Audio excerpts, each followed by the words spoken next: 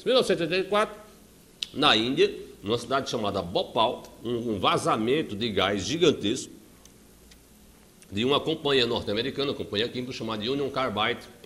Centenas, se não milhares de pessoas morreram. Mais uma vez, peço desculpa, eu não me recordo o número, eu sei que foi muita gente. Eu lembro das imagens na televisão em 1985, apesar de ser muito jovem, né? Pois bem, em 1986 acontece o pior acidente, né, nuclear da história, o famoso acidente de Chernobyl, na ex-União Soviética, que era governada então por Mikhail Gorbachev, né? Volta aqui a imagem comigo um pouquinho, por favor. Só um detalhe. O Gorbachev ele começou a governar em 85. E ele governou até o fim da União Soviética, que foi em 91. Nesse meio tempo, em 89, em novembro de 89, caiu o Muro de Berlim. E quando o Gorbachev começou a governar, o país, União Soviética, estava em uma crise econômica muito profunda. E uma das causas dessa crise, são várias causas, tá certo? Era o custo com a Guerra Fria. Era a grana que os caras gastavam em fazer bomba atômica, foguete, míssil, enfim. Tá certo? E uma das medidas que o Gorbachev tomou foi cortar esses custos. Né? E um desses cortes nos custos da Guerra Fria implica em reduzir a grana que ia para os programas o quê? Nucleares. Daí o acidente de Chernobyl. Tá certo? Não é? Que apesar de ter acontecido, Chernobyl hoje fica na Ucrânia, é um país independente, não é? Fazia parte da União Soviética, não faz mais. Ele afetou uma área imensa, gigantesca na Europa toda, né? Inclusive na Europa do Norte, na Europa setentrional, na Europa Oriental, várias áreas foram contaminadas, tá certo? Vamos lá, voltar para o nosso slide, isso aí. Então você tem o acidente de Chernobyl em 1986. Em 1987, um documento da Comissão Mundial de Meio Ambiente e Desenvolvimento da ONU, chamado Nosso Futuro Comum. Perceba, que a mentalidade ela vai mudando, ela vai evoluindo, tá certo? O resultado desse documento foram as primeiras restrições ao uso do CFC, muito embora, digamos assim, a proibição ela só vai acontecer, tá certo? Não, na conferência do Rio, na ECO 92, tá certo? Volta aqui um pouquinho comigo a imagem, obrigado. Olha para mim. Perceba que no início aqui da nossa aula, dos nossos slides, lá nos anos 60, existia uma concepção de que era aceitável destruir, tá certo? Para promover o desenvolvimento econômico e o bem-estar social. À medida em que o tempo passa, em que as coisas vão acontecendo, em que livros são lançados, em que conferências são realizadas, a postura do homem, a postura da sociedade em relação ao meio ambiente começa a se alterar, começa a mudar. Eu, crianças, particularmente, tá certo? Apesar de aparentar assim, ter uns 17 para 18 anos, né? Eu tenho um problema sério de excesso de beleza, na verdade eu tenho 45. Então o meu primeiro grau, o meu segundo grau foi nos anos 70, eu entrei na universidade no início dos anos 80. E na escola, ninguém me ensinou que eu não podia jogar lixo no chão, não. Na escola, ninguém me ensinou que eu tenho que tomar cuidado com a água, que eu tenho que plantar uma árvore. Eu não tive esse tipo de educação. A minha geração, as pessoas da minha idade, nós não tivemos esse tipo de educação. Já as crianças de hoje, a geração de hoje, elas têm sim educação ambiental. Então perceba que o próprio sistema educacional ele vai se alterando, não é? Na medida de trazer essas mudanças, essas posturas mais novas para a sociedade de hoje. Como você pode ver aí nesse documento, vamos voltar aqui para o nosso slide, né? Que é o documento chamado Nosso Futuro Comum, documento da Comissão Mundial de Meio Ambiente e Desenvolvimento da ONU, que resultou nas restrições ao uso do clorofluorcarbono. 1989 é o ano, novembro, que cai o Muro de Berlim, que literalmente acaba a Guerra Fria, entre aspas, tá certo? Nesse mesmo ano, acontece no litoral do Alasca, né, um acidente com um navio petroleiro, para variar, chamado Exxon Valdez, que passa a ser o maior acidente ambiental da história. Não é? 1990, energia, o grande impacto. 90, gente, foi aquele ano em que o Saddam Hussein, finado Saddam Hussein, já passou para o outro lado, não é? Invade o Kuwait, quando acontece a famosa Guerra do Golfo. E ao se retirar do Kuwait, as tropas iraquianas, expulsas por soldados da ONU, principalmente soldados norte-americanos, não é? O que ele faz? Ele põe fogo nos poços de petróleo do Kuwait. Talvez vocês lembrem das imagens, aquele incêndio horroroso, o céu ficava preto, tudo aquele lá era gás carbônico, tá certo? Não é? Fruto da queima direta do petróleo. E por que é que o Saddam fez isso? Porque ele é malvado, porque ele queria destruir a natureza, enfim. Né? Na verdade, ele tomou essa medida porque, à época, o preço do petróleo estava muito baixo, porque a produção estava muito alta. Então, na cabeça maluca dele é assim, se eu toco fogo no petróleo, ninguém usa. Então, a produção faz o quê? Diminui e o preço sobe. Fazer o quê? Né? Felizmente, esse jovem não se encontra mais entre nós, já passou para outra. Vamos voltar aqui para a nossa aula. Em 1992, no Rio de Janeiro, a Agenda 21, a ECO 92, e também, né, tem início um programa de incentivo ao reflorestamento, tá certo? 1999, essa aqui é bacana, muito, muito, muito bacana. A criação do Índice de Sustentabilidade da Bolsa de Valores de Nova York. Volta para mim, olha para cá, olha para mim.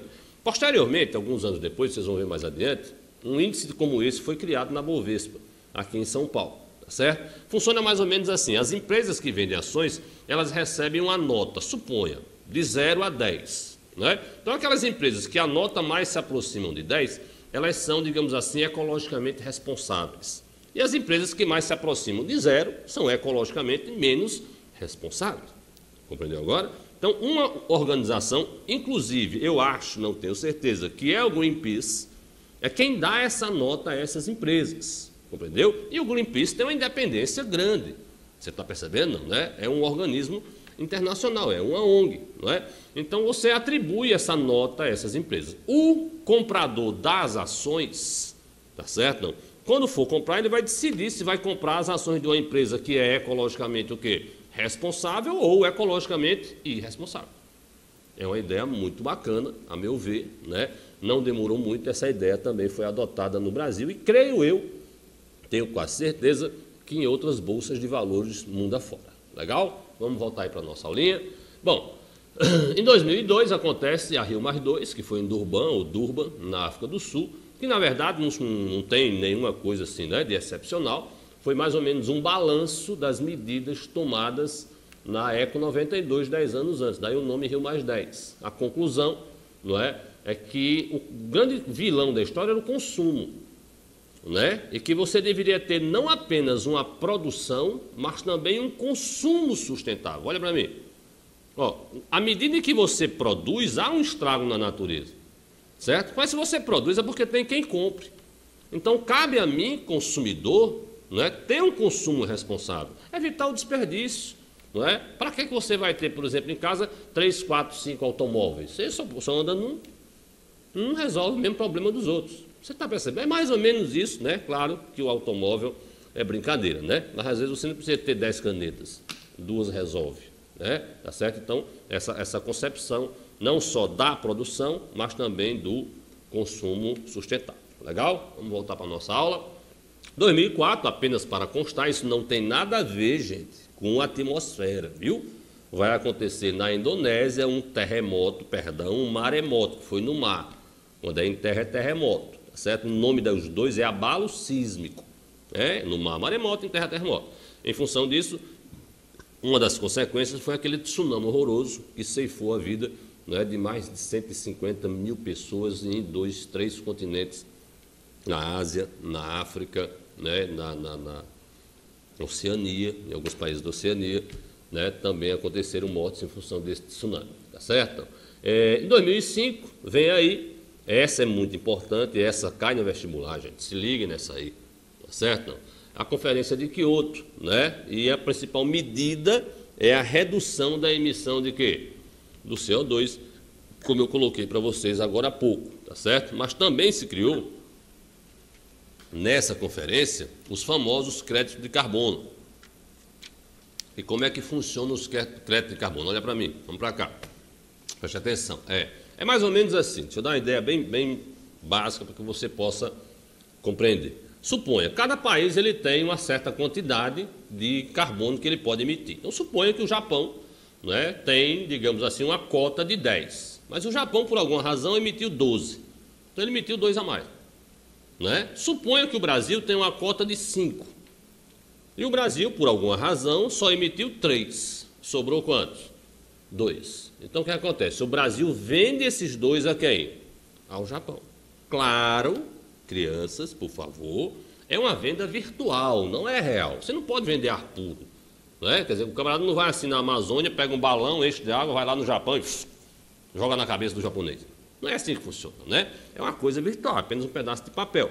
Mas funciona mais ou menos dessa forma. E outra coisa muito interessante é que a grana, fruto da venda dos créditos de carbono, elas só podem ser utilizadas, tá certo? Não, para melhorias ambientais. Quer dizer, você não pode pegar essa grana e fazer uma ponte, uma estrada, uma rodovia, uma ferrovia, um aeroporto, não é? A não ser que essa obra esteja relacionada a algum projeto de recuperação de quê? Do meio ambiente, tá certo? Não é? Normalmente é assim que funcionam os créditos de carbono. Vamos voltar para a nossa aulinha, por favor. Aí, então, você tem aí em 2005 a Conferência de Kyoto, que é muito importante. Em 2005, Katrina.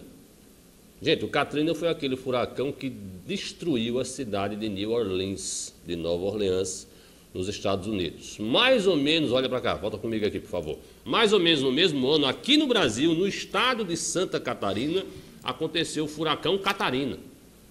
Você está percebendo? Não? Esses furacões, eles já são consequências do descontrole climático. E o descontrole climático é provocado pelo pelo aquecimento global. E a causa do aquecimento global, vamos lá, qual é? O efeito estufa. E a causa do efeito estufa é a emissão de gases. E os principais gases, qual é?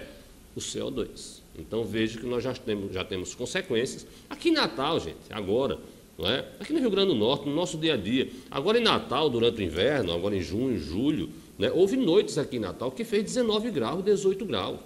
Isso não é comum, né? Então, esse descontrole climático aqui em Natal já é consequência do aquecimento global, como, infelizmente, o furacão Katrina, que ceifou a vida de milhares de pessoas, tá certo? Voltando para a nossa aula, também em 2005, aí sim, a Bovespa cria o Índice de Responsabilidade Ambiental, que funciona como aquele lá da Bolsa de Nova York. A ideia é literalmente a mesma.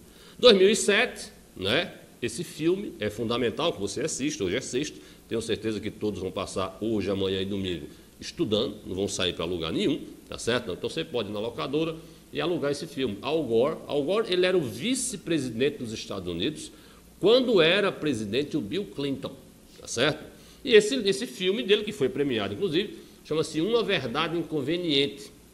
Mais ou menos à mesma época, aqui no Brasil, né, tem início o uso dos carros bicombustíveis, dos carros flex, power, não sei o quê, enfim, as denominações são as mais variadas possíveis, tá certo?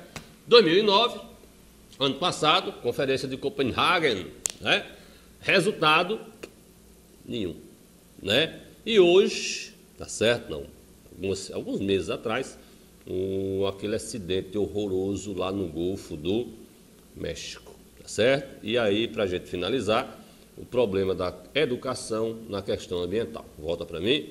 Então, essa aula, gente, repito, a ideia, né, ao montar essa aula foi trazer para vocês uma evolução, né, dos pensamentos ambientais, né, da maneira de se lidar, de se tratar a questão ambiental ao longo do tempo, né? Perceba que nós temos uma postura nos anos 60, hoje nós já temos uma postura um pouquinho diferente, tá certo?